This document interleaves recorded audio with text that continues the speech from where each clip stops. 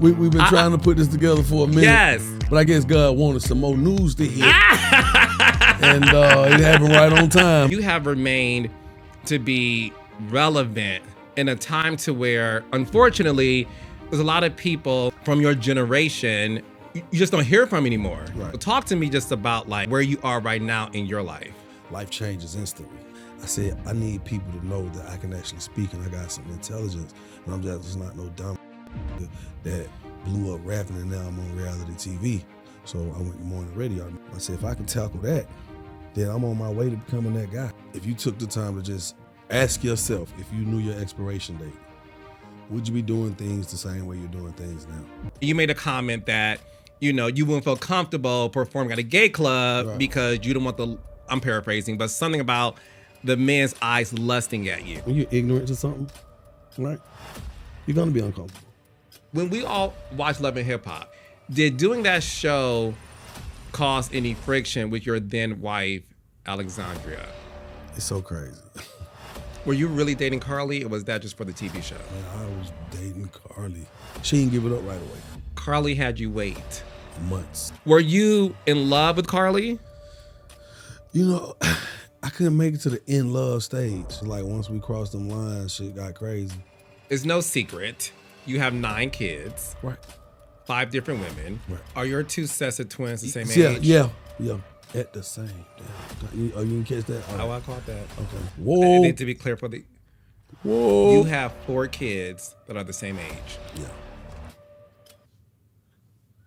Hey man, don't get don't go blank face. I know what blank face mean. Blank face mean I'm not judging you, but you know my audience is. Do all 5 women get along with each other? You know what's interesting? Are you on child support? Yeah, hell yeah. Hell yeah. With all 9 kids? Goddamn right. Excuse me. Yeah.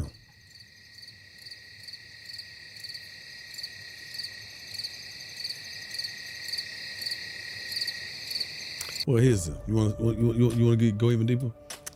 Go ahead. Yeah. You've been in the news recently for allegations of cheating on your wife. Yeah, man. There's a video of you being in close proximity. Talk about it. With a woman. Get into it. Wearing white. Exploit me. And it appeared you were too close for comfort. Okay. What were you doing with that lady in the all white?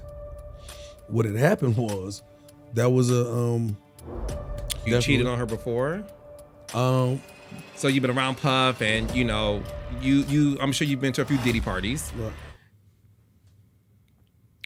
Were you aware during that time that Cassie was in an abusive relationship?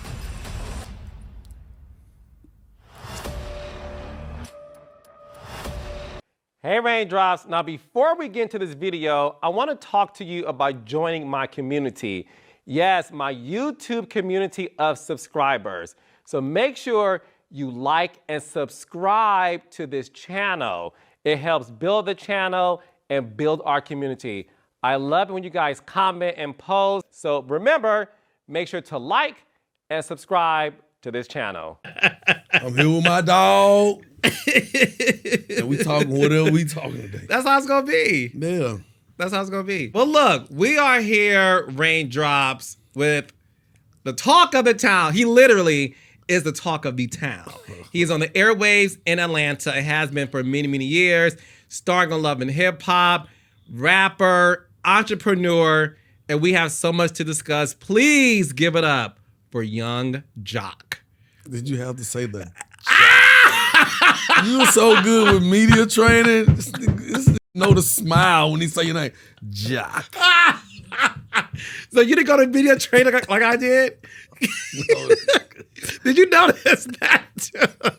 I did. Because I've had media training, Carlos. Come on, yeah, you know I've had some media training. But it's just interesting because a lot of people can take shit like media training and not even adhere to it. Yeah. It's just like, yeah, okay. Yeah, I did. Y'all want me to do it, but I'm not doing that shit.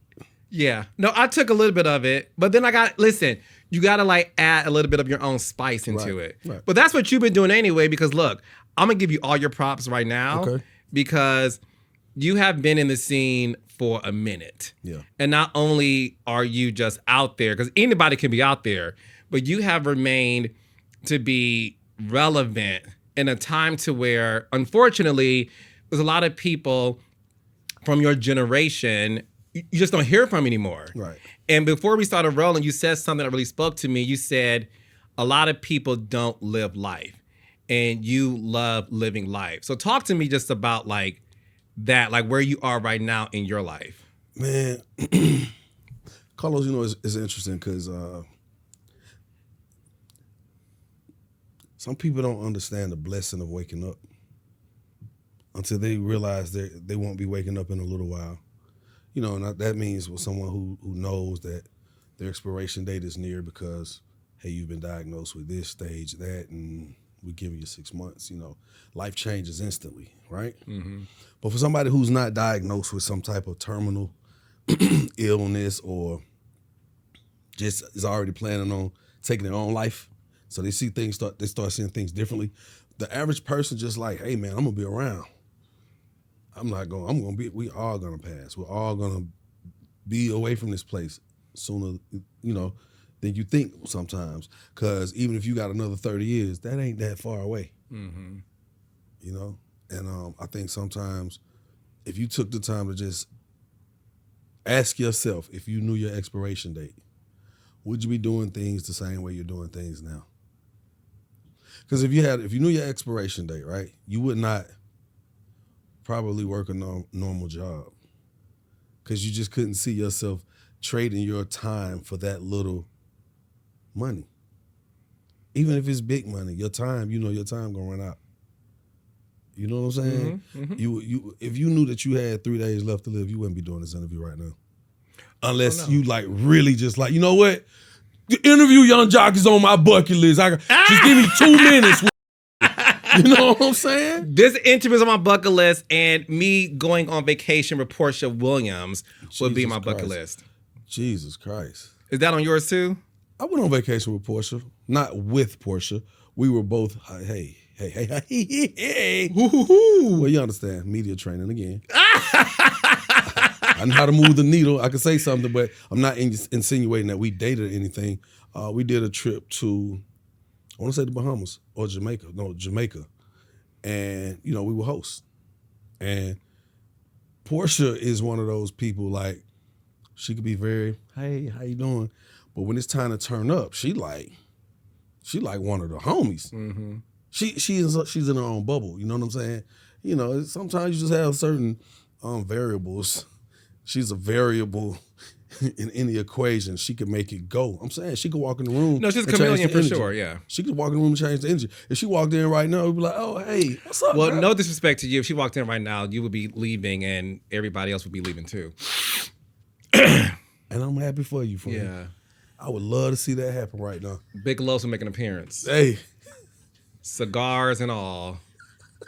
Hennessy. I know my drink. Yeah. I know my audience. Yeah. You know what I'm saying? You love Portia like that. What is it about Portia that moves the needle for you? Now I'm interviewing Look, you. I'm not gonna say it. No, because I mean, I feel like, let's be for real. Let's have a man-to-man conversation, right? Let's go. You may not know this, but I'm gay. Okay. I know it's a shocker. Breaking news. I would have never guessed, Carlos. I have no feminine characteristics. So the thing is this. When it comes to Portia, she's one of the few women. Her, Toya Johnson, she's married, Mr. Rushing, we're good. There's certain women like Portia and Toya Johnson that when I'm around them, I get butterflies in my stomach. Ooh. And the reason why is because I've never been with a woman. What? No. Oh, because I never had a desire to be with one. Understood. Until I started to, maneuver a little through life. Yeah. So my thing is, before God calls me to the pearly gates, right. Well, I'll get my crown for being an A student, right? Because I'm one of God's favorites. Okay. Shout out to Nas. So I know hip hop. Right. So for me, I think I'm the type of guy that you and the rest of the men in the room and the world, y'all should be happy that I'm gay. Because if I wasn't, I would definitely be the type of man that all the ladies would want. because I would spoil her. I would lay down the red carpet for her. I would make sure the cars are in her name. And I would make sure the houses are in her name. And I said houses, meaning plural. And I would make sure that she never has to lift her finger because she would be too busy following her passion. That's who I would have been. Well, it sounds like you ain't gonna be no threat. You can't do but so much of that, and your ass out the way. See, it's the you that the world needs more of with that thought process. Because motherfuckers stay out the way. That's just, I mean, listen, man. Let me explain something to you. I totally understand. Go ahead. Because when you said that, I was like, well, are you saying that if Portia walked in here, I thought you were saying like, oh, we're gonna talk about everything, let our head down. But you really meant talk about everything. I will spoil the fuck out of Portia. I understand. Yeah. I think it'll come to a point soon where it'll be mainstream relationships, like a you and a Portia.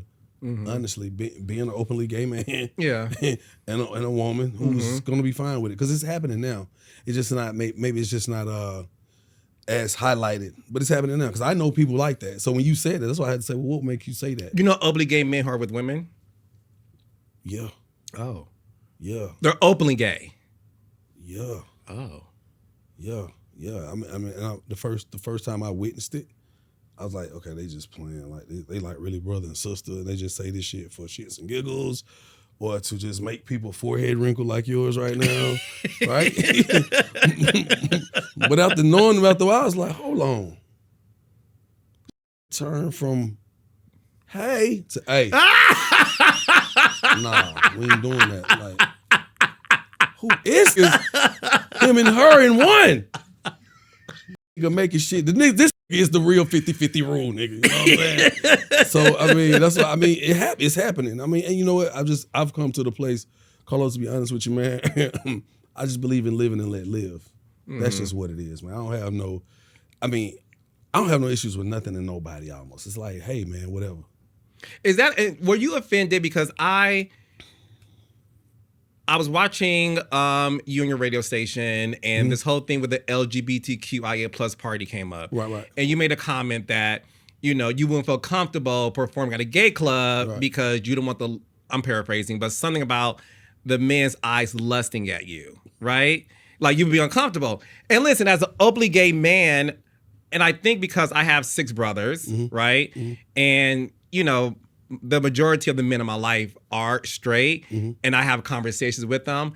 When you said that, I didn't take it as you being homophobic, but I know a lot of people did. Were you surprised that a lot of people took that and ran with it and started to try to label you as being a homophobic person? No, I wasn't surprised because I know the world. I understand the way of the world.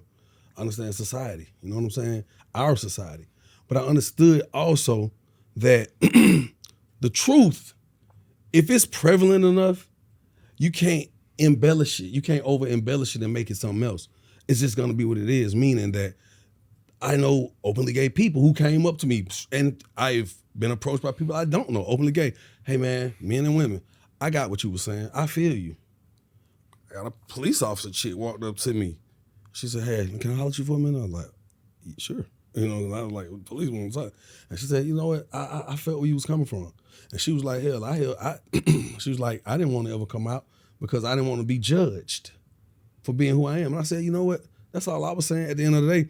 In the type of business I'm in, you know, unfortunately, people can be kind of swayed easily. Easily. You can kind of be like, oh, you know, right now, I could be I'll give you a perfect example. When I pressed my hair, it was like, oh shit. Oh. What? Come on, dawg, what you doing? And I'm just like, hey man, I just got y'all talking. I gotta figure out how to stay in your mouth. Pause. You feel me? But did the shit work? It did work. It did. Yeah. So back to the main thing that we speaking on.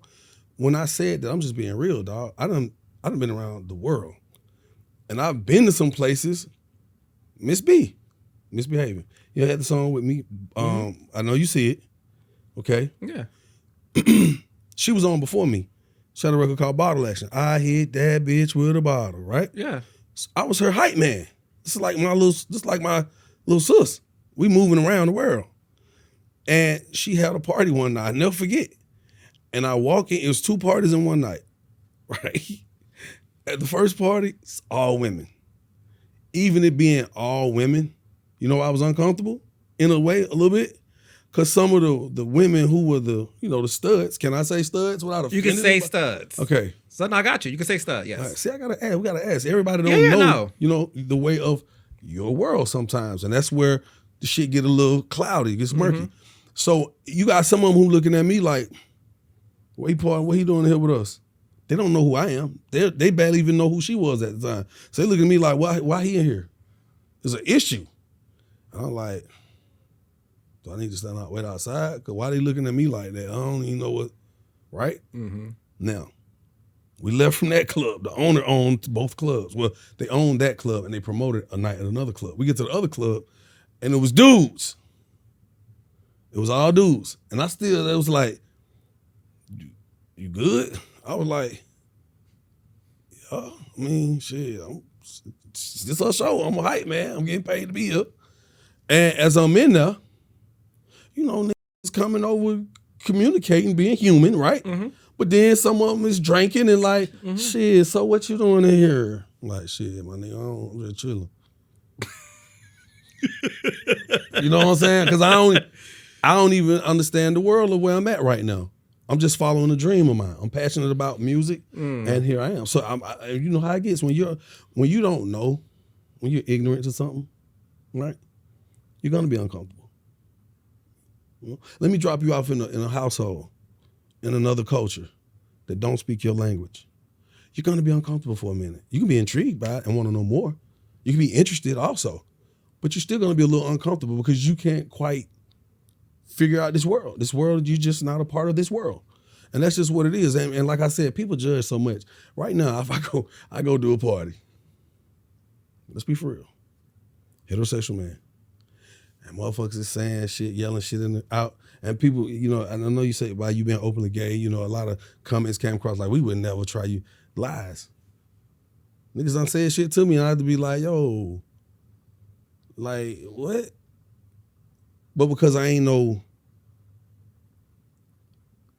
ignorant nigga to the point where I'm like, I beat your ass. Hey man, the man shooting his shot, but don't shoot it my way. Yeah. Even if it's respectful. Yeah. I done been around some I didn't even know was a part of your community. I ain't even know. Cause they going both ways. I just see they got some bad. They got some bad. Yeah, Jack, can you introduce something? They don't come to me. Carlos is crazy, man. They don't come my way, Shody. They just. But see, here's the difference. And I don't get it. What do you mean? I don't get none of the. No, the thing is. This is. No, I love this conversation we're having. By the way, the thing is this. It's open. Yes, it's open dialogue. It is open dialogue. The thing is this. When it comes to some members of the community, right? They do love straight men.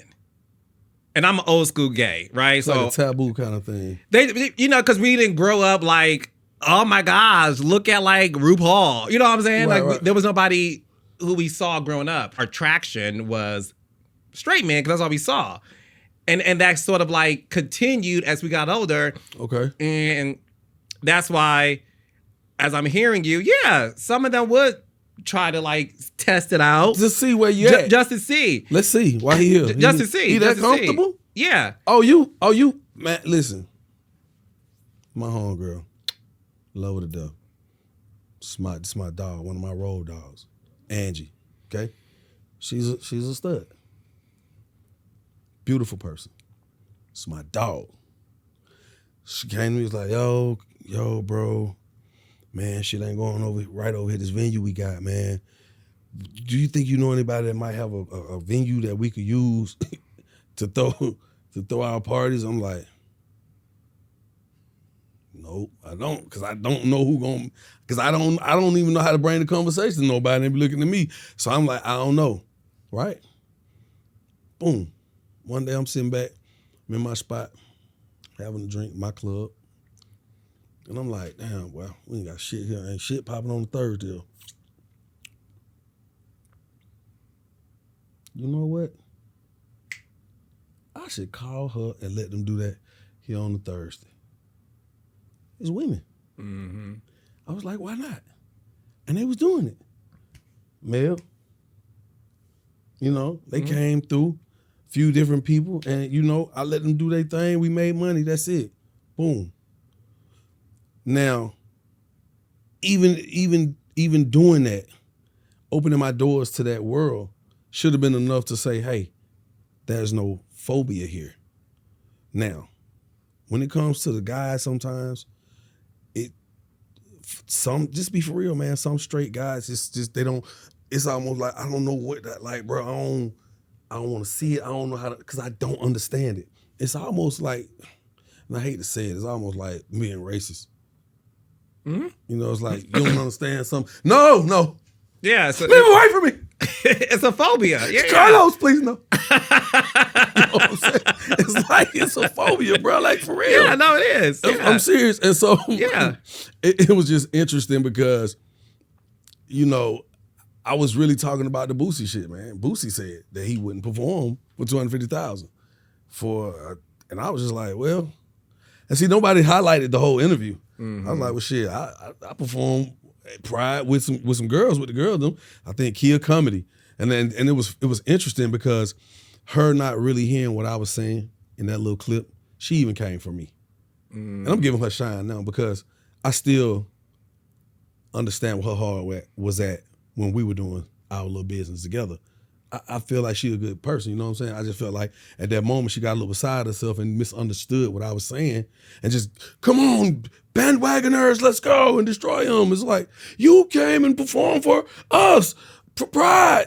Yeah, a room full of women. Mm-hmm. I wasn't tripping. I performed, I got on. But I have been around, I've been in places, I've been in the industry. I've traveled the world abroad. Let's just be for real. Gay men and women exist. It's not hey, they're not just hanging out at the speakeasy no more.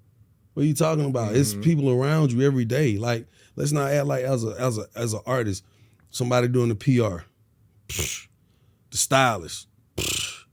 You know what I'm saying? These motherfuckers they everywhere. What are you talking about? So there's no room for me to have a phobia or be homophobic about it. And I'm gonna explain something to you too. Here we are. Openly heterosexual, openly homosexual, right? Mm-hmm. Hey man, we still God's children. We still human. If we can sit here and have a open, candid conversation about our worlds, they're not colliding right now. And that's the reason why I wanted to bring it up to you, because the thing is, I knew what you were saying, but I also know that oftentimes people will take something within a long conversation and just get this little part. And I wanted to, as an obligate man, to use my platform to allow you to address it to my audience too, because I knew what it was. And at the end of the day, look, you're somebody who's been in the hip hop industry for a very long time, and you've been around a bunch of stuff. You know what I'm saying? You've seen a lot. You've seen a lot. And I want to talk to you just about like where hip hop is right now. You know, you are like, I was telling the team earlier, you're along the lines of like Montel Jordan, This Is How We Do It. You know, Return of the Mac. You know, that song, you know what I'm saying? It's Going Down gets played everywhere. I get what you say. Now you're following, right? That was just funny. Okay. Montel Jordan. I was like, nigga, ain't that old. No. I meant like everybody knows when they go to a party, you're going to hear This How We Do It. Yeah. You're going to hear Return of the Mac, and you're going to hear It's Going Down. Right? And that says a lot about your artistry. The song charted all the way up to number 3 on Billboard Hot 100.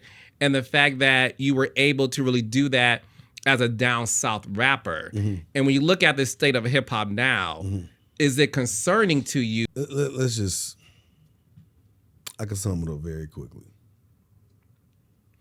Evolution.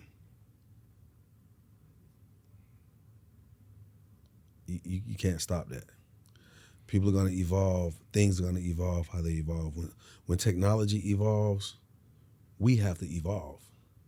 You know what I'm saying? It's to the point now, like, if you was to go talk to your 2020 Benz and then go talk to the 2024 Benz, the 2020 Benz, like these niggas, they different.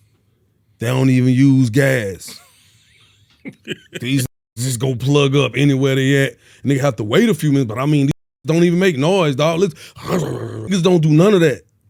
That's what it's like for us right now. It's like new rappers having a conversation about the older rappers or the old rappers talking about newer rappers. That's what it's like. It's different. We're fueled differently at this point. But now you have people who have to adapt. And see, that's the interesting thing. Coming from a older generation, you have to adapt to the evolution, right? They don't necessarily have to adapt to us. So we have to take everything we know and kind of like do a spring cleaning. You gotta clean, hey man, you got too much shit in here. You gotta clean that shit out and make room for the new that's happening. Cause if not, you're gonna be weighed down and you're not gonna move forward. So I say all that to say basically like, I get it. I see it. Hey, man, you know what? Your attention span ain't the same no more. You have different luxuries now. You know what I'm saying?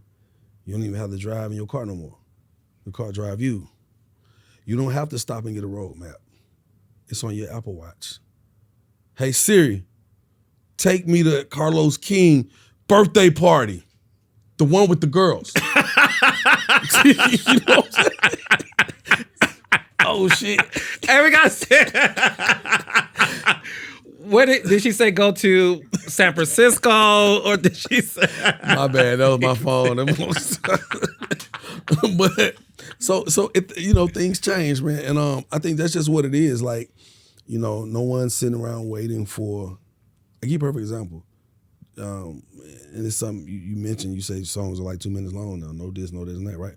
Well, remember when a hit record would drop, and maybe somebody on the song verse wasn't that hard. Or maybe the bridge was just okay, and the DJ not gonna play that in the club no way because he not gonna make it that far in the song because he got to switch. Well, that was a thing the DJs were doing, right? Well, I think now in the whole concept of artistry for our world of hip hop, they're making it easier for the DJ. You ain't got to skip my record. You can play my shit straight through because it's only 2 minutes. That's all you gonna play anyway. You might not even play the full 2. You might play the first verse. Even with radio isn't as mad. You know why? Because now they can fit more songs, more records, which means they open up more space because that's all they're doing is selling space. How are they gonna really get paid? Commercials, advertising. You see what I'm saying? So I think when these worlds merge and when they can coexist properly, the shift's gonna make people talk. You're like, but shit's still working though. And they get richer faster than we were able to get rich. Even before me, the cats before me, it was a different kind of money. It was a different kind of money because you couldn't see people everywhere. But I could get richer faster then because we had MySpace came along. Then with MySpace, we had the internet. A lot of people didn't have internet. We had Pro Tools. Imagine people before us who didn't have Pro Tools. Now, for me, I had to go to a studio, record, do this. Now, cats is moving around. They got Pro Tools in a book bag.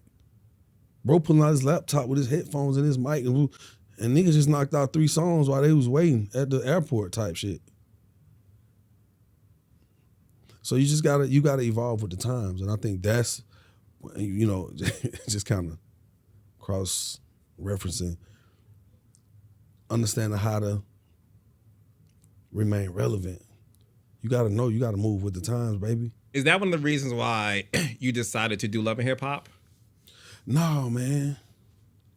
Early on as a kid, it was certain things that I just always wanted to do. I always wanted to do TV, I wanted to do music, I wanted to do movies, I wanted to do plays.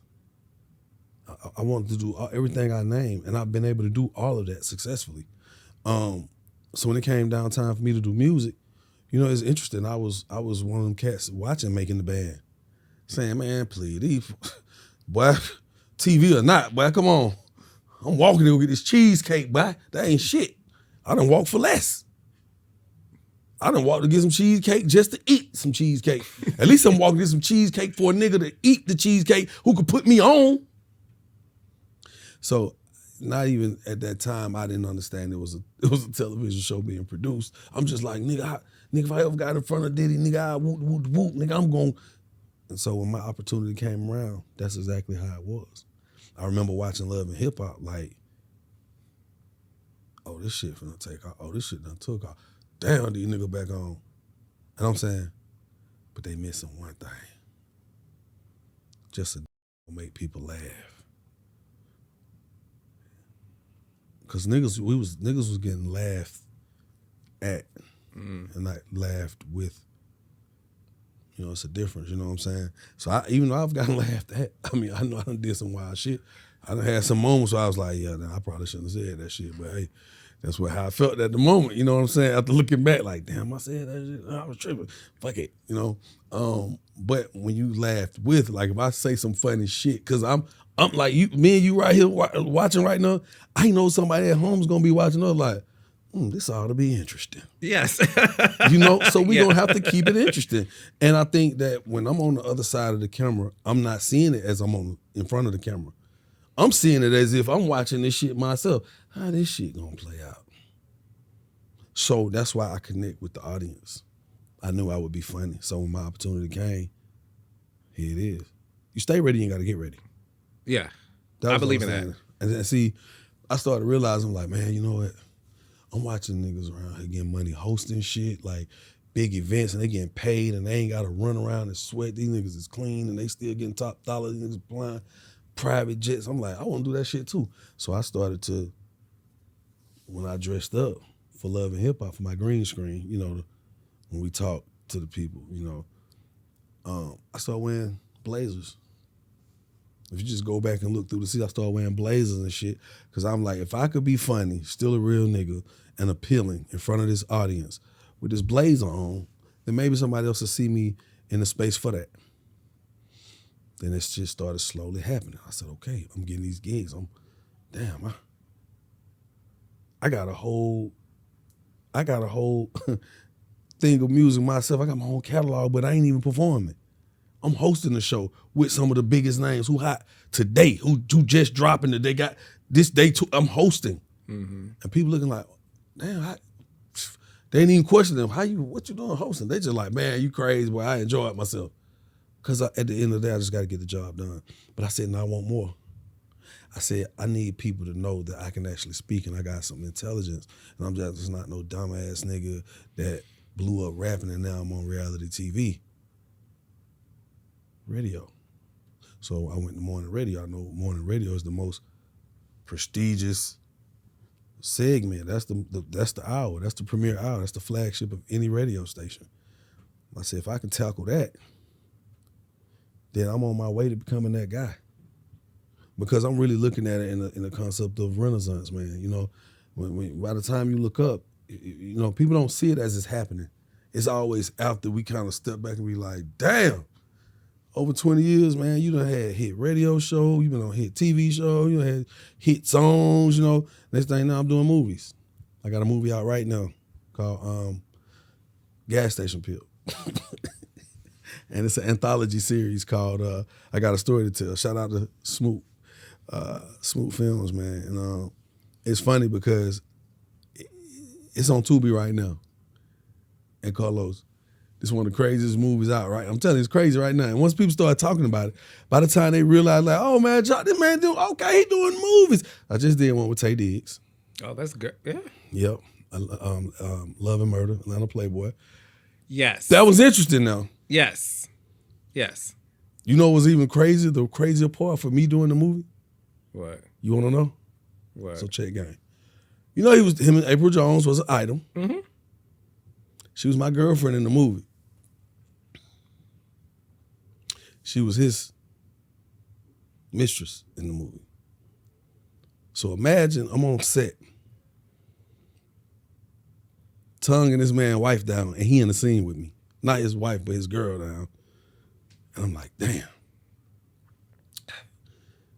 In my head, I'm like, damn, I just kissed this nigga girl in the mouth. The check was good, but this kind of crazy because he's still not looking at me like, because he gotta act like he just her boss, but he really smashing my girl. And I'm looking at him after the cut. Baby, okay? Everything okay? How you feeling? Okay. Tate went up to April. Yeah, to make sure she was okay. As he should. Yeah. Because this has been his world. Yeah. You know, she's something she wanted to get into, but that been his world for, for decades now. So it's interesting watching the level of care he was having with his lady because he's like, yeah, I know it's going to be some moments. Because I'm this girl who playing I'm going to go ahead and tone her down and do a whole nigga sex scene with her. And you got to be cool with that. But it was interesting because our kissing scene was the first scene of the morning. You know they just came from the same place the night. Only you. I'm saying, but that's why I relate to people because I'm gonna say you may think it, but I'm gonna say it in a way where it's not gonna be too offensive, hopefully. But you gonna connect with what I'm saying. I'm like, damn, I'm kissing on the mouth. I know they just came from their little spot. I know, like, damn. Cut. Gotta snap out of that, goddamn. All right, John, we're gonna roll it back one time. But yeah, so the movies, and so I got into that. But that's what I've been on, man. Trying to just continue to grow and build and all that. Because guess what's coming in September? What? My new film, Allure. This is my breakout role. I'm saying it here on your platform first. Allure. Who's in it with you? There's a few people in it. You can't say them. I can't say yet. Okay. But it's good. It's good. I think people will see me in a different light they never seen me in. Well, I think, listen, when we all watched Love and Hip Hop, we didn't know you had this much personality, right? And your mission was accomplished in the sense of you were the talk of the town. Did doing that show cause any friction with your then wife, Alexandria? Was it? Because you kind of know what's going on, but was it at the expense of your marriage? No, because it's so funny because I think people don't be understanding the time lapse. It's a real thing. Like I'm filming something and I'm not even in this relationship anymore. The divorce is already filed. It's just not finalized. And so I'm filming something and now by the time you see it, this is 3 years separated. Like, he on here with him married. Where the husband at? Him downstairs. No, I'm going through a divorce. So actually was interesting. Housewives. They came and interviewed my wife, my ex-wife at the time at our house. We the big boy mansion. We living good, better than most of the people I done seen on the show. We bossed up now. They didn't choose us because they said we didn't have any drama. Or not necessarily drama. Laying it out. Wifey at the time was trying to be as professional and just, hey, we don't have no issues. We're good. This would be a great family unit to film. And they're like, yeah, we don't want to fuck this up. You ain't really snazzy what we looking for possibly. You know what I'm saying? Maybe she just didn't have the antics that they were looking for. That's all. So that didn't happen. That's okay. So I don't think I did anything to mess up the marriage with that. You know, we went our separate ways and then my opportunity came by way of dating Karlie. Were you really dating Karlie or was that just for the TV show? Man, I was dating Karlie. And it's so crazy because it's so crazy. I'm like, this girl crazy. Ain't nowhere in the hell I deal with no woman like that. Shit crazy. This is you watching her on the show prior to dating her. Then when I meet her in person, I'm like, shit, that girl look all right. Hold on. Let me really analyze who I'm dealing with. So then we were around each other and she was, at the time, she was just so polite and just so ladylike. It wasn't the person I was seeing on TV. So I was like, I get it. Okay, I get it. You know, I was like, all right. Then we going places. Well, here's what's crazy. We going places and they like, Young Jock, how you doing? Karlie! I'm like, what the fuck? I'm like, damn. damn, they tripping like that? So now I'm looking at her like, she keeping cool in this. I'm like, maybe she go to the house clean, smell clean. I'm like, maybe we could kick it. And she didn't give it up right away. Karlie had you wait. It wasn't about her having me wait. I didn't go at it right away either.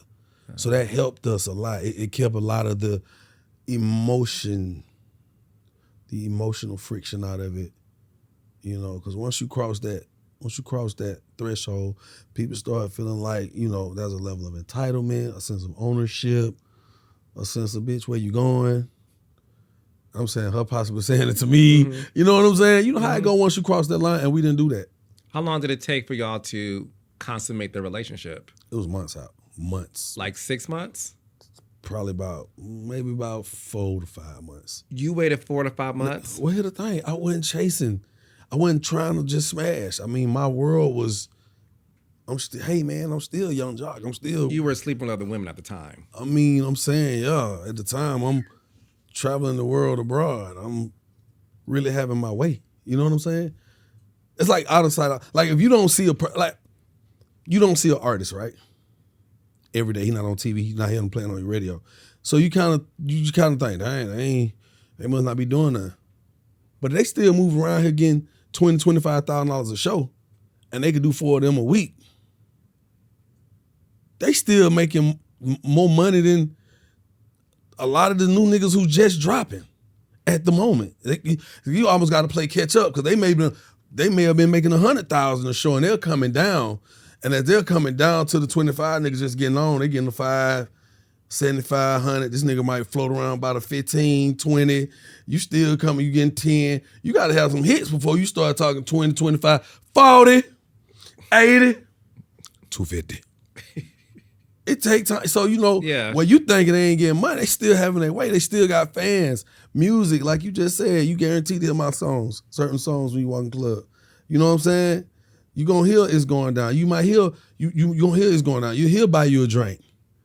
You know what I'm saying? It's certain records you will hear and be like, oh, damn, hey. And that means that people are still aware and familiar, which still makes you valuable. So I was still out here having my way. So it wasn't even that I was just out here trying to smash everything. Because I'm going to be honest with you, I'm not the guy that people try to make me seem to be or who I've even portrayed to be in a lot of situations. And I'm going to just put that right there, right? Because at the end of the day, man, I really work hard, man. Like, to be doing everything I'm doing right now, you talking having a morning show, a syndicated morning show. I'm up when most cats is like, come on, let me just put the tip in. I'm working. I'm being for real. I'm talking about most cats in my world. Mm-hmm.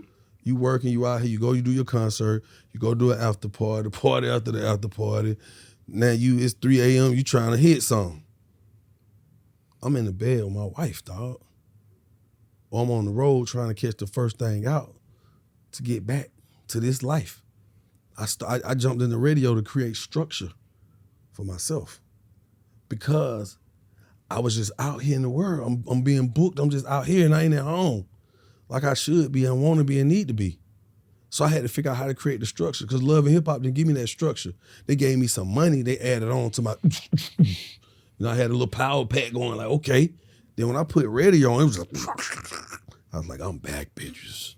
That's what it felt like because now you seeing this is what they meant by several streams of income. Not just a little money here. You talking about big check here, big check there, publishing, royalties, still. You look up one day and you like, I should have been did this shit. I should have been on TV. Well, that's the thing because the thing is this, is what I always tell my cast, like reality TV is just a vehicle. Yeah. For you to prosper and do other things because this is, let's have a real conversation. And you know a lot of people like this too. A lot of people don't take advantage of the privilege of being in America's household on a weekly basis. That's a privilege to have millions of people watch you on on a certain day at a certain time, taking it in. and you do nothing with it except argue all day long on Twitter with people who just want to get something out of you, but you're not using it to be, prosperous or fruitful in other endeavors. And that's what you seem to have done with the fact that you sat back and said, this show is great, it's bigger than what I thought. What they're missing is a comedic guy in the hip hop industry. Yeah. I'm separated from my wife. I met this baddie named Karlie Red, and there could be something in this situation because when we saw you two on the show, Karlie's a great reality star. She to me, Karlie been with the shit. Is top 5 most underrated female reality star. I did cast her. Yeah, because I know a star when I see one. Yeah. And she will always give me those props too. Were you in love with Karlie? I couldn't make it to the in love stage. And I'm being transparent. I couldn't make it to the in love stage. Why not? Because we couldn't. Because it's like once we crossed them lines, shit got crazy. It was wild. We was like teenage love almost, and we grown as hell. But we had like teenage love. It was like wild, hot, fun. Let's go, get it, get the bag, go, run. Let's do it again today. It was like that. It was fast. It was she's doing shows, I'm doing shows. We meet here in this city. It was fast. And then we get on this in front of this TV, and it's like, yo, this is crazy. Then next thing you know, it's issues. And I think that the world liked us together because we had our own little quirky little bubble within the show. Her and I was just like, when you see us together, she gonna say something. I'm gonna say something. They're gonna be like, girl, come. She gonna take a shot at me. I'm gonna say some shit back. You know it, and it could be funny for you. And you never see me in her fight. And you see her fight in the scene where she swung on KD. But you ain't never seen me and Karlie just yelling at each other for real. Certain when you just sit back, you be like, you know what? I kind of liked y'all together because y'all was crazy. And so that's what lengthened our run. Because we were still trying to just, still do the rock, but it was tough, man. Karlie was different, bro. And I gotta say the same thing for myself. I'm not just no easy person to deal with. I'm not. As humble as I am, as cool as I am, I'm still my own person. And I don't try to run over nobody. I ain't gonna try to get over on you. I'm just gonna be me. And if you fit in my equation, then cool. If not, still cool. You know what I'm saying? That's kind of how I keep it. And I just think with Karlie and myself, man, Karlie was different, man. I can tell you some stories where have you dying laughing, bro. Give me one.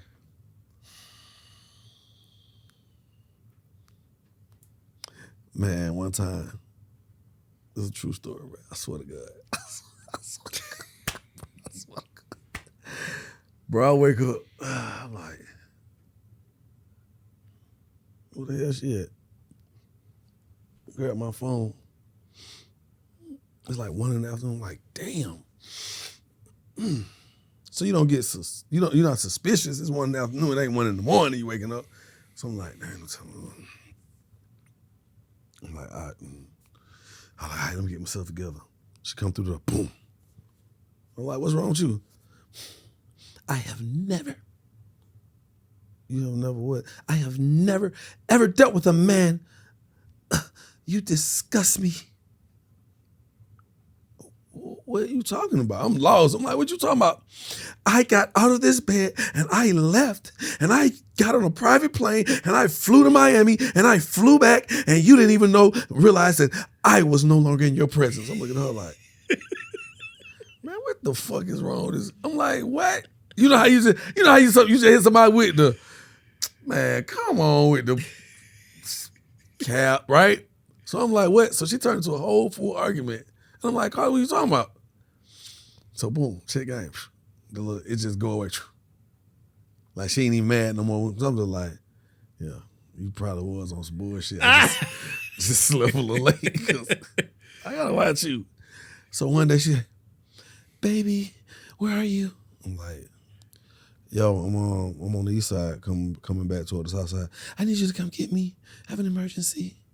I'm like, okay. Because we went out the night before, drove her car, and where we hung out at, we was so lit, we caught an Uber back. You know what I'm saying? We wasn't trying to get no drinking and drive, none of that.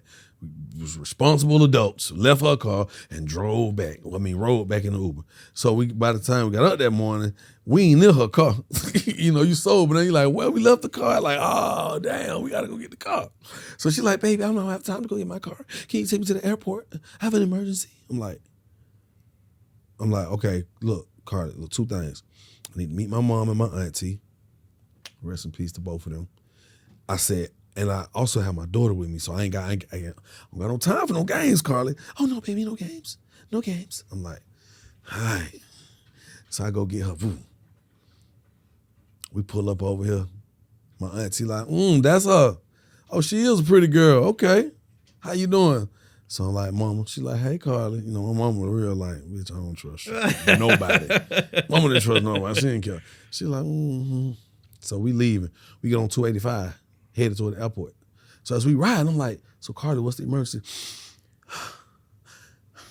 I'm like, Carly, you okay? Is everything, because I'm concerned. What's the emergency?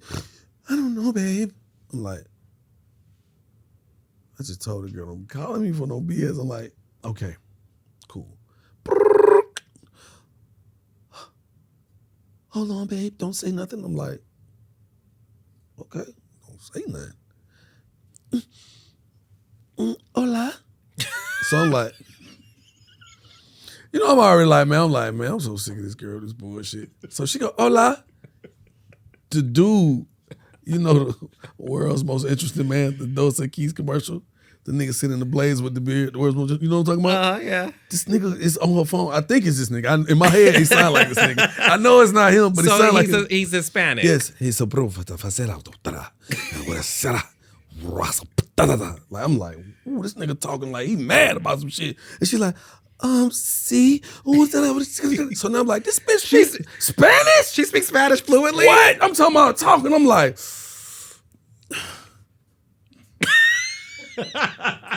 the fuck? Right? So Lowe's. So now so I hear the nigga say airport. I hear airport. Miami, airport, right? Hispanic guy. Hispanic, right? So now I'm like, this mother. Say words, just wait. Okay, see, yeah, baby, I'm gonna have to get on a private jet. I'm saying like, what? Who was that? That's the pilot. So I'm riding, bro. I'm like, what is you doing talking to the pilot? Said, you remember that time I told you when you was just so into yourself you didn't even recognize that I was gone? Like, I was asleep. What? She like, this is who I was with. I help him do things. I'm like, you help him do things? You a mule? You moving to work? I'm like, these are real questions. I'm asking. She's like, no, don't be silly. I'm serious. I'm like, well, where we going? We have to go to the airport. I'm like, bro. She said airport. So I said, which airport? She said Hartsfield. I go to Hartsfield Airport, bro. I'm like, so you get on the PJ? She's like, She won't even look at me. She's just looking straight out the windshield. I'm like, Carly. She's like, yes, I'm getting on the PJ. Well, where you gonna get out at? What? I'm looking around in the car like somebody else in. Somebody please give me some answers because she's tripping. I'm like, what? Well, where did you catch the PJ here? Just pull here for a second. Carlos, I pull over. I'm sitting there just waiting. Sir, you're gonna have to move your car. I'm gonna give you a ticket. I'm like, hey, we got the. What are we doing, Carly? No, just wait a little longer. I'll pay for the ticket. You are a bunch of goddamn. I drove. So I'm gonna circle around one more time. You need to tell me, because if you catching the PJ, either you going from Charlie Brown or Peachtree to Cab. Now, then, or you can catch one here, but it's more expensive to catch it from the main airport. Where am I taking you? I don't know yet, baby. She looking out the windshield, bro. She ain't even looking me in the face. I'm like, I said, Karlie, come here. Pull over. Open the door. I said, officer! Come quick. She's like, no, what are you doing, baby? I said, come on, let's come talk to the officer so we know what's going on. Karlie get out of the car, closed up, boom. So the officer's like, everything okay? I said, she has an emergency and I have to leave with my daughter. Karlie, you're in good hands. And I drove off. You left her? She was in good hands. I left her with the police. Is that not the most responsible way to get rid of a woman? Leave her in the hands of the... Because I just was like, what are we doing? So where did she end up going? Do you know? I don't know. She came back home. That night? A few minutes. She said, maybe I'm back home. What do you think she was doing? I don't know, bro. To this day, I don't know. That's what I'm saying with Karlie. Karlie different, man. She was really different. She was different. Karlie was fun, but Karlie was different. Do you think that'll be some things that women would say about you? That you're real different, you're real fun? You know, because the thing is this. It's no secret. You have 9 kids. Right. 5 different women. Right. Your 9th child you had months before getting married to Kendra. No. No. You were on a break. Right. My 9th, so me and Kendra have been married for, well, I guess not that long, but she was already, me and Kendra been married for 3 years now. You know, this child is talking, walking in school. It's not, you know what I'm saying? Mm-hmm. Again, we talking about the time elapse. So people think it's, she's just, no. But let me say this. I didn't ever plan on having this many kids, man. But I want to know that. Let me turn this way. I ain't mean to point my finger at you. No, that's okay. Disrespect for the Carlos. They be mad at me. No, I didn't play. I wanted to be the husband, Carlos. With the prior 4 women? No, yeah, I was my first child. I was finna propose. First child's mom. I was like, man, you been rocking, man. I'm gonna give this ring. And then one day I just woke up one day and she was just going off on me about some shit. I didn't know what was going on. I was like, I don't know about this. And then we got into a whole altercation behind some shit. And then I was just like, I was upset for a minute, but I wasn't that mad no more because I was like, once she realized that I really didn't do nothing, like this is all a misunderstanding. And because I felt so good because I had that that was that one little thing I had on my side to be like, you gotta apologize. She didn't want to apologize and set me back. And I wasn't even in the wrong. Like she thought you was cheating on her? Yeah. And you weren't. And I wasn't. And even in the situation wasn't a cheating situation. It was just like somebody called my phone. They called my phone because I called their phone. But the person who I called for ain't there. So this person said, hey, somebody called my phone because she answered my phone. So now she like, you don't know who phone you called? No, I don't. I saw somebody call me. Okay, boom. Who is this? Who phone number is? Oh, that's such and such. Oh, well, why she say she don't know who phone you calling? I'm like, I don't know. We'll call him back. I'm like, damn, okay. Call back. When she called back, my homie is there now. Hello? I'm like, hey. No, I take it back. When I call back, the same person, the roommates, this girl answered the phone. Hey. I said, did you just call my phone? She said, well, I don't know who phone I just called. I just called the phone number back. And some girl answered the phone. I said, yeah, that's my girlfriend. She was like, oh, okay, yeah. Oh, you want Shantae? I said, she ain't there? No, she ain't here yet. I said, okay, cool. Just till I call. Okay, bye, boom. Hang up the phone. She's like, oh, you think I'm stupid? I'm like, no, Shantae, I called Shantae. I don't know who that is. See, now you playing with me. I'm like, I'm not playing with you. Shantae calls the phone back. What's up, bro? Oh, y'all think I'm stupid. She stole the phone. Her and her cousin attacked me. Yeah. They beat you up? Mm-mm. They were trying though. They put hands on you. They laid hands. Jesus. They laid hands. They did. It was like we were slapped by. I'm like, stop! I put them in the closet. I had to close them in the closet with my arm on my arm. Like I'm putting the person against the door. Like, please, I didn't do anything. They're like, let us out the closet. So a cousin who was beating me up with her dude downstairs, he Nigerian, he come up the stairs, what's this going on? I said, hey man. I was like, oh shit, I'm gonna have to fight 3 of these niggas. I was like, hey, listen, we got an emergency. He said, what is the emergency? What is all of the commotion? I said, hey man, go downstairs and get some water. Now they need water. Why do they need water? I said, get the water now. He took off running downstairs. I took off running behind him. He went to the kitchen. I ran out the front door. End of the story. We ain't never get back after that. So yeah. So you have one kid with her. Yeah. How was y'all? Are y'all good now? I didn't mean to take so long. No. I'm just curious about how y'all are I mean, having some now. funny ass stuff. We good. Y'all good. I'm good with all mine at this point. When it comes to you fathering 9 children with 5 different women, how does one allow that to happen? How do you allow it to happen? In the sense of So yeah. with Fatima and I, we were dating. We had our first child. I planned on marrying her. I had the ring. Once we had our situation take place, I was just like, it's over with, right? I sold the ring, got my money back. Me and Alex started dating. I didn't want to be a baby daddy because I never wanted to be a baby daddy. I want to be a husband. Alex and I married. 3 kids later. You see what I'm saying? That's when y'all got The World Saw Young Jock. You know? And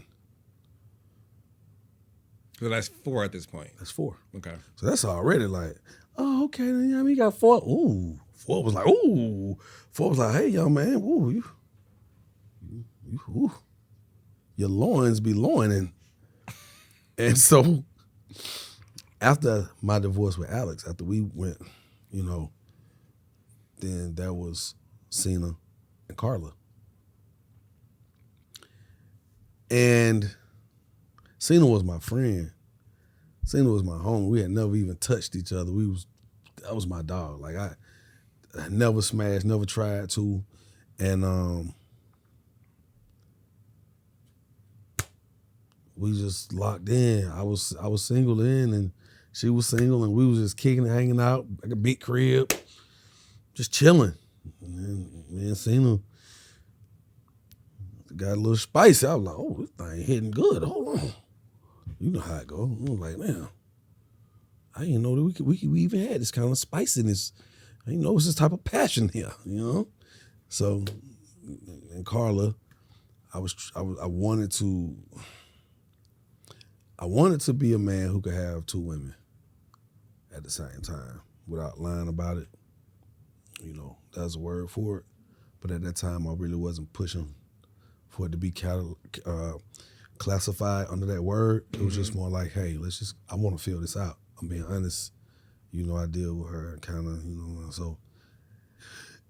And then God blessed me with 2 sets of twins. At the same damn time. Are your 2 sets of twins the same age? Yeah. At the same damn time. You didn't catch that? All right. Oh, I caught that. Okay. I Whoa. need to be clear for the. Whoa. You have 4 kids that are the same age. Yeah.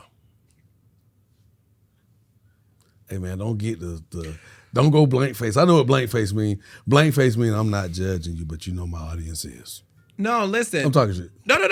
But the thing is, it's no judgment at all. All right. So I'm not worried because I wouldn't be telling you if I cared about being judged. You know, I'm pretty transparent. yeah. So the thing is this: how are you able to be a father to 9 kids where they don't live under the same roof? Hey man, you got to move around. You got to bring them together. Are they all in Atlanta? Yeah. Okay. Because I could be one of them. I got a kid in Oregon, got a kid over there in New York, got a child down there in Miami, got 3 in Texas because, you know, everything is bigger and better in Texas. I ain't that. I'm right here. Somebody gonna say, boy, that don't make it no better. Yeah, okay, whatever. All right. I'm right here with mine, you know. And I think to answer your question, just to get to the answer for your question, it takes a lot of co-parenting. It takes a lot of co-parenting, Carlos. You got to have, the mothers have to be just as willing participants as you are. Y'all both have to be willing participants for the greater good of the child. Mm-hmm. You know what I'm saying? You got to do that. And I'm not going to say it was, this was easy. It was a cakewalk. It was not. It was not. It was very hard. And it's interesting when the mothers can take the time and just send you a message to say things like, I know the world don't know the real you for real, but thank you for being the real you. Thank you for being here for your children. Thank you for being a father. Thank you for being a real stand-up man in your children's lives. You know what I'm saying? I get those type of messages on the regular. I don't share it with the world. I'm sharing it now, not verbatim, but these are the type of messages I get. Not because I'm doubling back and dipping in the sauce, because that's the truth. And you have to find time. I just hit graduation. I had 3 graduations in 2 days. Right? My son, my third son, he's going to college, West Point. You know, full ride, academic and athletic. The boy, he going up through there in both directions. And my daughter, Chase, she's going to high school, and my twins, they finna go to middle school. And I'm like, I gotta be there for them. And I was doing it. Some on the same day. You know what I'm saying? Then you get kids who like, you know, I got the 2 twins, they were on vacation at the same time. At different locations. Different locations. Had to send some change. You have to borrow Carly Red's private jet to go see. Hey, Garçon, so Clearport 3, I see. No Carly. But do all 5 women get along with each other? You know what's interesting? No issues. No issues. No issues. And I'm gonna tell you something. I'm gonna share this with the world. That was actually an attempt to give me that space, that right, and that degree, to show that to the world. Because most people, your reaction shouldn't have been that, I think. You know, but that's the truth of it. We know that most people, it's not gonna work like that. And that was a scene in Love and Hip Hop when it was just 4 kids' moms, and they were all sitting there and was having the time of their life. It's cool, and I'm cool with everybody, no issues. And I think that in that scene, KD she might have been it may have been a little overwhelming and challenging to think that ain't nobody gonna start some shit with me today. I'm the new woman with them, no kids by them, and all y'all got kids. I know y'all feel there's a sense of entitlement, but hey, this my man. And I think that it was the wrong energy in that moment. The synergy wasn't what she thought it was. So off rip, she just went at Cena in the scene. But this whole time, they were all sitting there cool. I walked in with roses for all of them. They were all sitting there drinking and cooling. You know, it wasn't no issues. And I think the world would have really got a kick out of that if they'd have been able to see that experience and watch it play out the way it did. So financially, are you on child support? Yeah, hell yeah. Hell yeah. With all 9 kids? Goddamn right. Excuse me. Yeah. I ain't tell you I got Tourette. A little bit.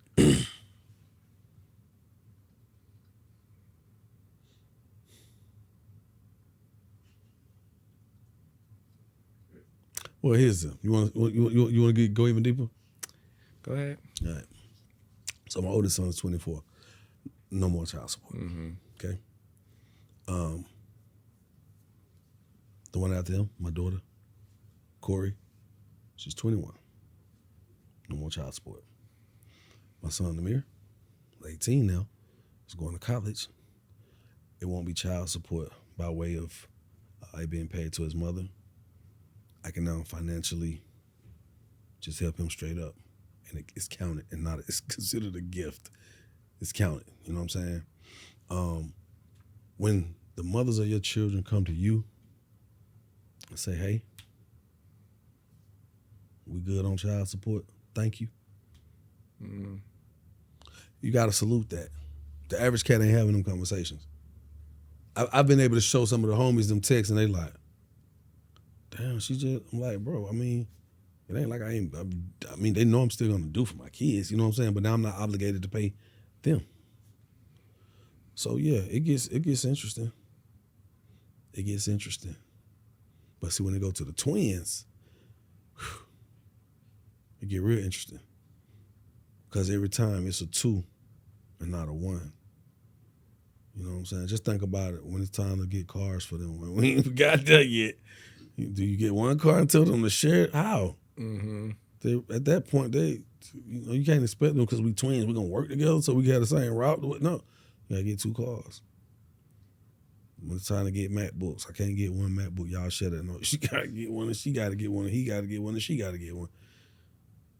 So it's challenges with anything. I mean, but it's not as bad as people think. I mean, like I said, the mothers, they get along well. You having kickback parties and people always be like, you always see the homies kind of get to the side and be like, my boy one of the ones now. You'll hear him say some shit like that. No, that's cool. That's a blessing to have that. No, it is. We be at a party and women, it's women who come talk to me and be say, can I ask you a question? Like, yes, ma'am. How are you able to get them to do that? I said, it ain't got nothing to do with me. It's also the women I chose to procreate with. So first, let me say that. You know what I'm saying? I'm gonna get them their flowers before I even give myself a pat on the shoulder. It ain't got nothing to do with me. And then I'm understanding like, yo, even if you don't want to be with family, so do you want to act like enemies or you want to act like family? And you don't even have to act like family because we actually are family. You could just be family. Or do you want to be on the outs and be an enemy? It's just a choice that you have to. It's bigger than you. It's bigger than me. We have kids. What are we teaching them? What are we giving them? How can you possibly be showering? How could we possibly be showering our kids with love and affection when we hate each other? And it's clear to the world. Anybody walk up, look, kid, like they don't like each other, do they? Kids can see it when it's like that. And fortunately for me, it's not like that. You know, I mean, because I have been in some moments where I walk to the table and I look up in all those eyes that I looked in before to make those kids. And it ain't no lust in them eyes. It's an acknowledgement of saying thank you. You know, thank you for giving us our Mother's Night out, you know. Little stuff. You got to just do little stuff, man. Sometimes you got to, especially if you're not doubling back. You can't double back. You double back, you're going to have issues. That's why most men end up having issues.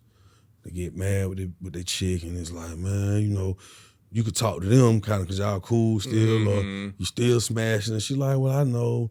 Well, you gonna be all right. Shh, man, what you doing later? I ain't doing shit. Pull up. I mean, smoke one. That thing, I'm gonna see you later. You still gonna send that little money, right? You know what I'm saying? And then that's when you have them issues because then they start feeling like they don't have to respect your situation you in or nobody else. Because then you start telling them ain't nobody but you, and they feel like, well, they could actually have the ups on everybody else if it is everybody else. That's why you don't double back. You don't double back, and you don't play them against each other. You can't play them against each other. So if you do have an open enough dialogue with them and you expressing something about the other child's mom, even if you mad about something, you still got to go and see her side with that person. Because they'll be saying like, oh, okay, yeah, ooh, what, she did that? But really, she like, you dog ass nigga, I would have did it too. So that's when you start feeling betrayed because now you done talked to her and she seemed like she was on your side, but she really talking shit about you and she got a phone. Let me tell you what this stupid ass nigga just called me and said it. You see what I'm saying? You see how I play out that fast? And most people don't take the time to just sit back there and just think about it like that. It's just stupid shit be happening. And I'm just glad, you know, in my case, I don't deal with that. Well, no, listen, I'll salute you. Listen, for a black man to have 9 kids with 5 different women and you have peace and you take care of your kids and you're an active dad, I mean, I'll salute you for that. Because that, unfortunately, that isn't something you hear every day. And the fact that you're able to sit up there and give these ladies their props for getting along, I mean, that really speaks to the institution. So when it comes to Kendra, though, you've been in the news recently for allegations what? Of cheating on your wife. Yeah, man. There's a video Yeah. of you being in close proximity Talk about it. with a woman Get into it. wearing white. Exploit me. And it appeared you were too close for comfort. Okay. To your credit and in your defense, there was no lip locking. No. There was no touching of the buttocks. None of those things. But apparently, Kendra saw the video and decided to blast you on social media. Well, interesting enough, she didn't blast. I'm sorry, you blasted her on the radio by reading the text message. I blasted myself. You blasted yourself. You blasted yourself by reading the text message that she sent you, declaring that she's done because of this video that she thought was inappropriate. Right. What were you doing with that lady in the all white?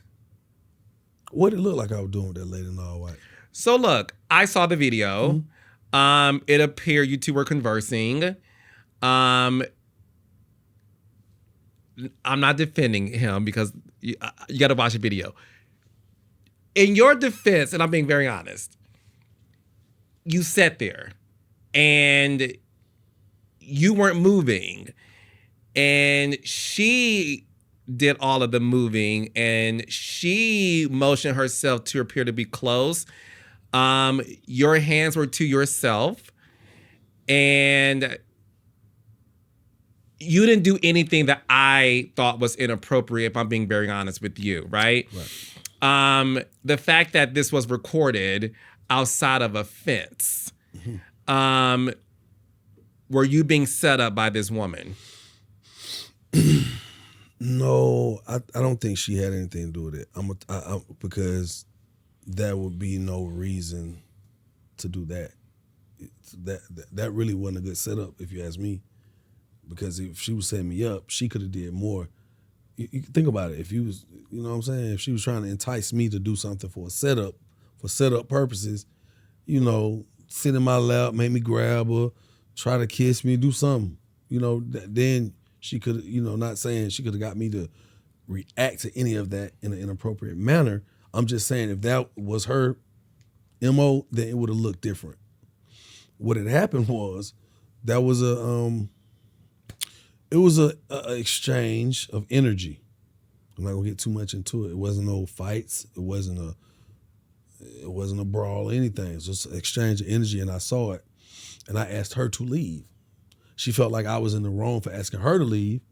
And why? Because my assistant put my daughter in the middle of something, my oldest daughter. She's 21 now. We had an event. She's working the door. She tried to not grant her access to the event. So she's like, how you gonna put me out? I'm your people. I get money with you too. I'm bringing you money every other week at least. I don't even know what kind of money she bring you, but I'm at least bringing you money every other week. This a lady in the white outfit. Yes. Okay. And she like, and here's the thing. She's like, how you letting her put your daughter in the middle of this? She's like, I'm not understanding. Can you please? And I'm just saying like, I hear you. I mean, I said you were granted access. I said, I don't even know, why y'all even tripping. I'm like, I think y'all need to work on y'all too. Y'all have y'all talk together. Like, I'm just really like, I've been drinking. I had a great event. And then when I say to people, I say, well, if I was doing all that, why is the sound muted? Because they weren't that close. I don't give a damn if you was close or not. If somebody yelling, you're gonna leave the volume on so people could try to hear. You're not gonna mute it. Let's be for real. And then say I'm holding hands. I was never holding hands. People say, it looked like it was, man, I had a vape in my hand, bro. Not even put too much business. I was sitting like this, and the way it looked like, she was like, man, whoop. Now, was she too close for comfort? Yes. I'm gonna hold myself accountable for allowing her to be that close in my space, only because we're friends. I understood where she was coming from, so I was just letting her have her moment. It was people outside. We're right in front of the venue. People are letting out of the venue, but we kind of off to the side a little. So, and it's not like she was just yelling. Blah, blah, blah, blah. It was more like you need to really have a talk with her. I like, cause she putting your daughter in the middle of shit. We grown women. I'm like, daughter's grown too now. And I said, that's why she didn't get involved. So here's a friend and a business acquaintance as well, who's like legitimately passionate about this situation. I didn't put her out. She was walking out, but it caused me to have some words. I exchanged some energy and words with her. You see what I'm saying? Mm-hmm. And I think if you would have saw all that, that would have been the best context for this soup. And you would know what type of soup you're having. You could actually look in the bowl and see what it is. You could taste it. Because the way this soup was served, it was served where it's just telling you what it is, but you think you really don't see what you see. It ain't like, But women already, they're going to go off your past, your track record, your credibility. That's what the world going to go off of, especially women. And then when they see that, yep, I knew it, because some women don't want to see that. Me and my wife flourish anyway. Not saying that women want to hate on the situation. Just sometimes women feel like they've been done wrong. They know how it all's going to go. It's like right now, she see her with the same type of dude she wants to date. He going to do you just like he did her. He remind me just how he's going to, and then he's going to be doing this. And next thing you know, people try to talk out your scenario and your future. And when they hit it on the money, woo, that shit be like the World Series. It be like a championship for them. But is that what Kendra did? Did she react based on your past? Definitely. Have you cheated on her before? Well, with the situation when I had my daughter, I mean, we was on a break, but still, it was one of the moments, bro. And I'm not proud of it, but I have to man up and accept it. I have to face the fire. You know what I'm saying? I feel like I've done it, and I'm still dealing with, the emotional space with that. Because sometimes, my wife will be having a conversation and she may feel some kind of way. She may not express it, but I can hear the tone change because of something that may transpire. Somebody say something. It's like sitting there and whose song was that? Where she say, he cheated. Oh, Lotto. Lotto say something about, I think she say, he cheated. You must ain't got no other niggas. You let a nigga cheat on you, took him back. Some shit like that. Every time I hear it, I just be like,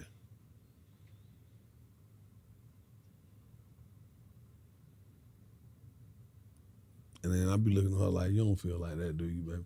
But I can't say that, but I'm being honest right now. Yeah. You're like, damn. It be moments. It's like when you trying to have sex. Remember when we be trying to have sex and then one of them commercials come on? You never been like in the middle of trying to have sex and one of them goddamn out the blue crazy commercials come on? Are you using protection? The world is filled with many STDs and STIs. I'm sure you wouldn't want to get one. You like, yeah, I'm gonna get this rubber. You know what I'm saying? It's just weird moments that can change the mood. But for the most part, man, it's what it was, man. Miss Shanika hit me like, hey, boy, your ass, you better not be done mess this up. You know how we love Kendra. I was like, what? What you talking about? So I'm finna see you something. You look at that shit right now. She was talking like she was my damn mama on the phone. And I respect her. I said, oh, yes, ma'am. Oh, no. Big Snoop Dogg back up in the news, baby. Like, what is this? I'm like, I'm kissing and cheating and what? I ain't kissing nobody. I ain't hugging. I'm like, who did this? I'm just feeling like a real scandal dog. And I'm looking at my wife, she in the bed, I'm like, I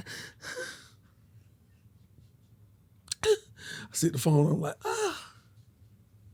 someone is trying to friend me.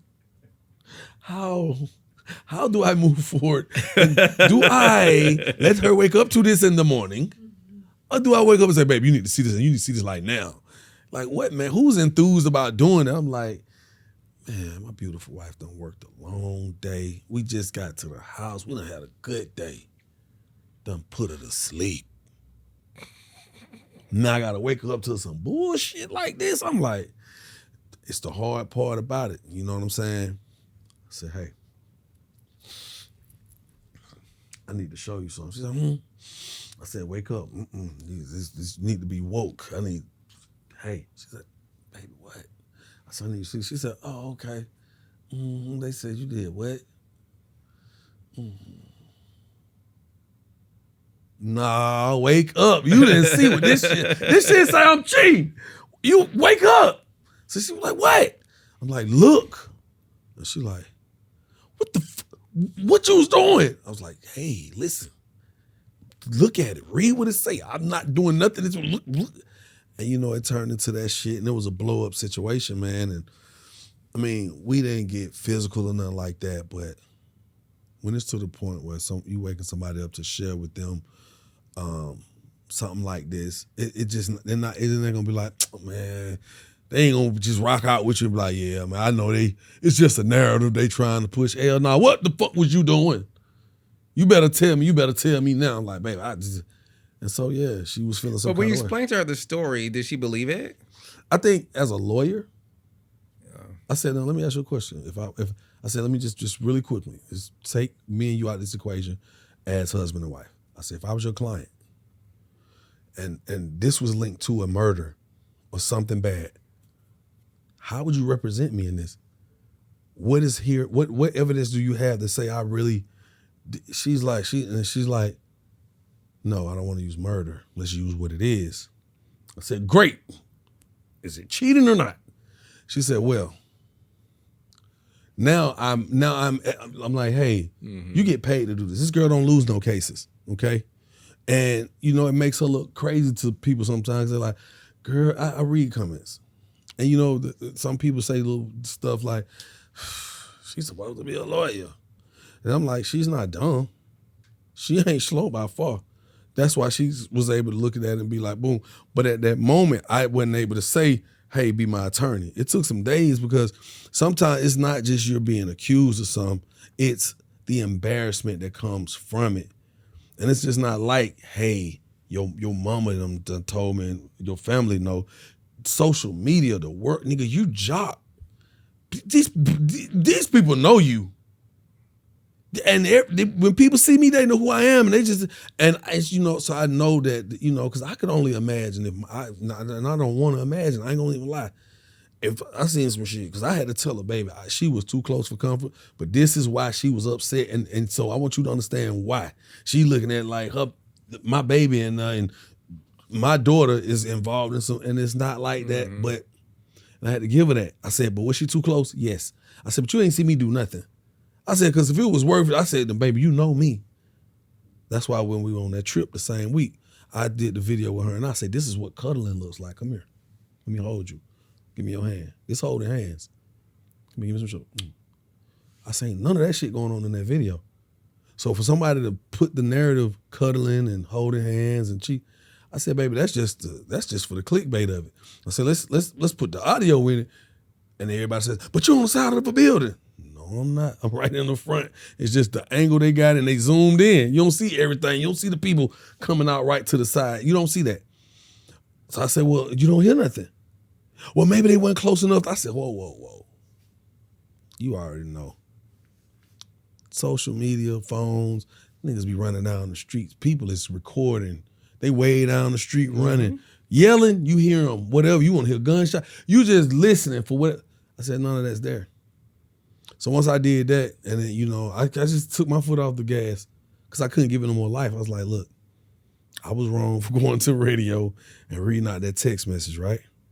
But I said, guess what? We get paid for this shit. So my job as being who I am in the world of radio, either I could talk about it before anybody else can because we are the exclusive in this case, or I could let everybody else talk about it. I could talk about it first, or I could let them talk about it and I got to come back and talk about it again. So that's why I went ahead and put it. I ain't have to put all the shit about the divorce part out there, but I wanted to let it be known how fast something as simple as that, something that simple can cause that much havoc in someone's home, man. And I think people don't understand it sometimes. They're just like, oh, this shit finna go viral, this finna be crazy. But they don't realize the mess that it creates. You know what I'm saying? Like that shit, that's, think about it. Oh, you and Kendra okay now? We're good. But okay. You know, it's still, you know that thought is still in the back of somebody's head. You think so? You ain't finna tell me it wouldn't be in the back of my head. If I seen a man's that close up on my woman, see, it's gonna be people say, well, it's different, because it is. A man trying to check a woman, crazy. Yeah, of course. Bro, where he at? Home gonna have to tell me what this about. See what I'm saying? It go too far too quick. In this case, even, why she trying to check you with this? Why she? Because I went off. Let me just say it. I had some words about it. I did, and she was affected by that. She felt like, how you gonna put me on the spot and handle me like that when this is who causing the issue and has your daughter involved? And I'm like, because my daughter came to me and said, hey, they're not trying to let her in. I was like, why? What the problem? Hey, don't even get in that. You tell them you ain't got to do that. Let these people in. We ain't doing all that shit today. And that was that. So she felt like I was so nonchalant about it. I should have came to the door and made sure they were straight. I said, hey, man, I'm in here filming. I got a whole event going on. I ain't had time for that. So that's what it is. But again, no matter what the situation was, upset or not, no woman should be that close, especially if you've spoken for. Because you got to always be thinking, if that gets out to anybody, you going to have to come back and explain why you up in somebody's face like that. Mm-hmm. And when you're trying to avoid any type of, bad juju and run-ins with people, you got to check that shit at the door. At that moment, I really was exhausted from my event. Down a few shots. I do shots. Ain't no chaser. So if you feel where I'm coming from, that's why I'm just like, man, I don't know what to tell you. Shit over with. I think it's done. Once y'all calm down, we could talk about it. I'm just like, I'm cooling. Well, look, like I said, we love Kendra. So we love the fact that you two are good. So no divorce. No divorce. Okay, good. So before I let you go, no divorce. You went viral recently. Oh! For a past interview you did. I go all the time. You're jock. You know. You gotta be specific. I know you're gonna be what. What I did. As we all know what's going on with Diddy right now. Oh, wow. You did an interview before that has gone viral, where you were there the night you were hanging out with Puff and Cassie. Mm-hmm. And we all were aware, courtesy of this interview, possibly one of the reasons why Cassie shaved her head. Mm-hmm. Because it was something that Puff saw another woman have and thought it was hot and wanted, Cassie to do it. Mm-hmm. Before we get into the latest, I want to ask you this. You obviously were signed to Bad Boy South, courtesy of Block Entertainment. Mm-hmm. So you've been around Puff and, I'm sure you've been to a few Diddy parties. Right. So with that being said, when it came to Cassie specifically, when you see a woman sort of out and y'all just hanging out and you pretty much saw her concede into changing her hairstyle when you thought at the time, like, this shit is crazy. I did. Hindsight is 2020. Were you aware during that time that Cassie was in an abusive relationship? Bro, oh God. I never. So you know what's crazy? Hey man, you don't never know what's going on behind people closed doors. You know what I'm saying? Because some people who you be like, oh, I know it's bad over there. And you get over there, you be like, damn, it's so peaceful here. So in this case, I thought it was so peaceful there. You know what I'm trying to say?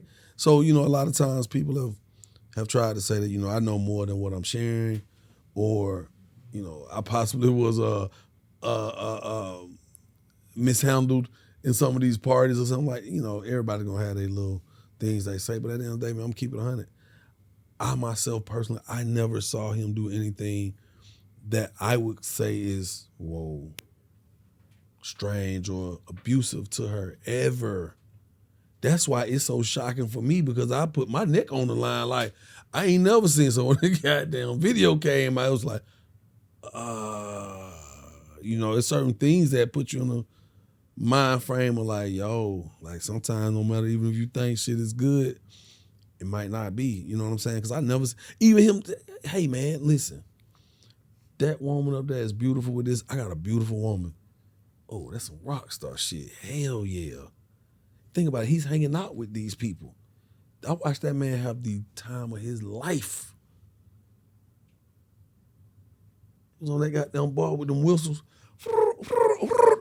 When I pulled up, I think it was Youngberg, and I don't know if it was Hit Boy. I don't know if it was Hit Boy or it's one of those other producers. When we pulled up in Jeeps. We jumped out the Jeeps. Them niggas was handing everybody whistles. Nigga handed me a whistle. I was like, I don't know what that is.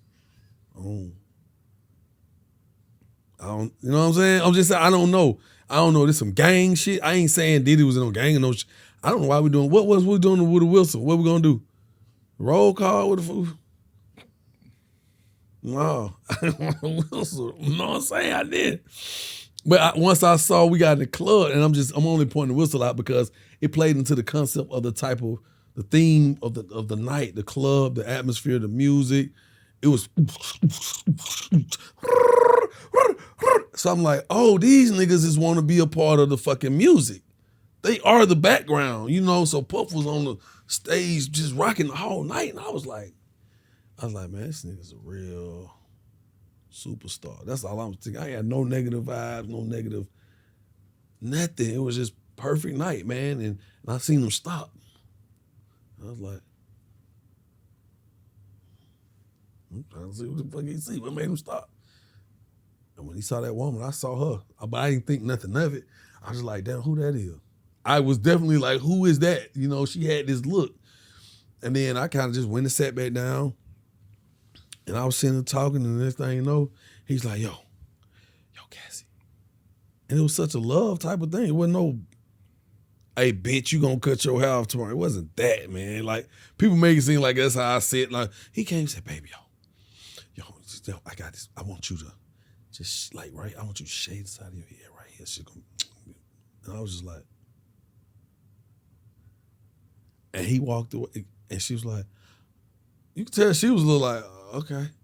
And he walked away and went back to having fun. And I looked at her, and she kind of looked at me and laughed. I said, you gonna do that shit for real? And she was like, that's what Sean wants. And that was that. I see you shaking your head. No.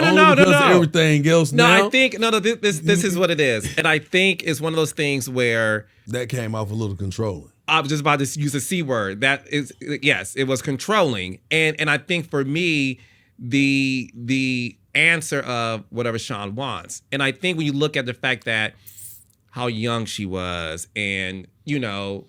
Man, I know some grown ones that'll say, oh, no, that too. I'm just talking about her specifically, when right? We put it in, I get it. Yeah, it's all in the context. Yeah. And like you said, you never seen it. You never saw anything of it. And then to obviously see the video where we all gasped, like, wow, this is. So when you saw the video, did stuff like that come back to your memory? Like, I remember this happened. Was that, you know, like, did any of those memories came back where you were like, oh, or was it just that one incident? Well, no memories came back. I was just like, damn. Well, no, because I'm telling you, man, I never seen them do.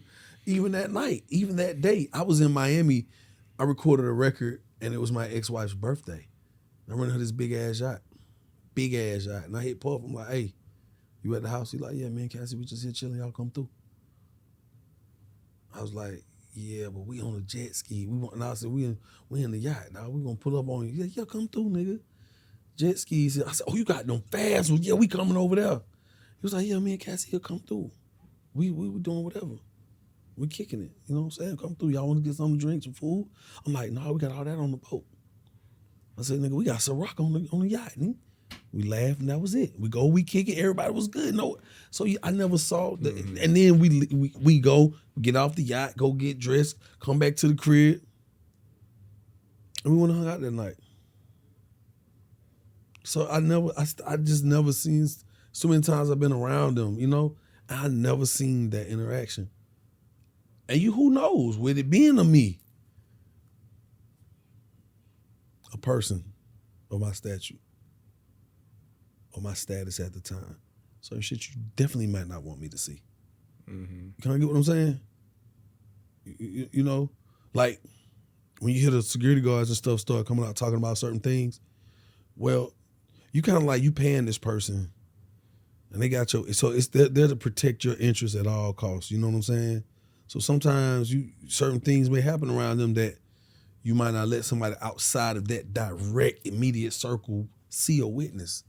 Let's just be for real. Like, come on, man. You know, I was my jaw dropped just like everybody else did. You know what I'm saying? And it's very unfortunate that, you know, people have to endure some of the most craziest things that you could even, you know, some of the shit is just like, especially when you seeing it for yourself. You see that video. Mm-hmm. I was just like, damn. It make you stop for a second and just be like,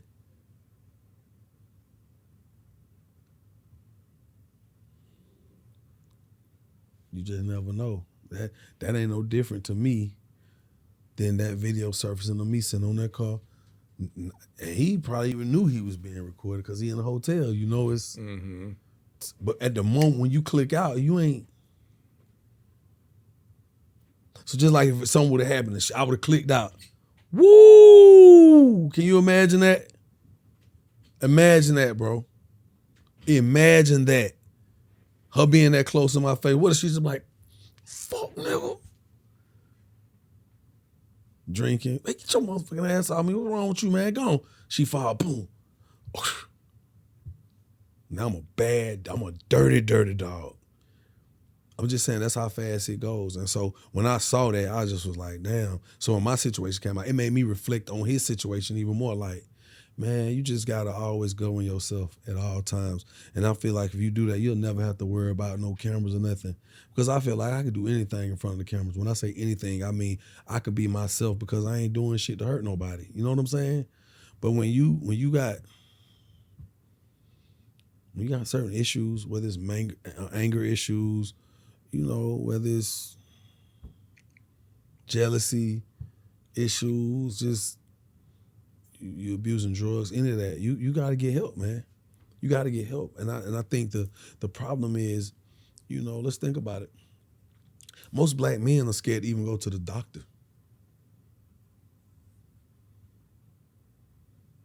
Let's just talk about it.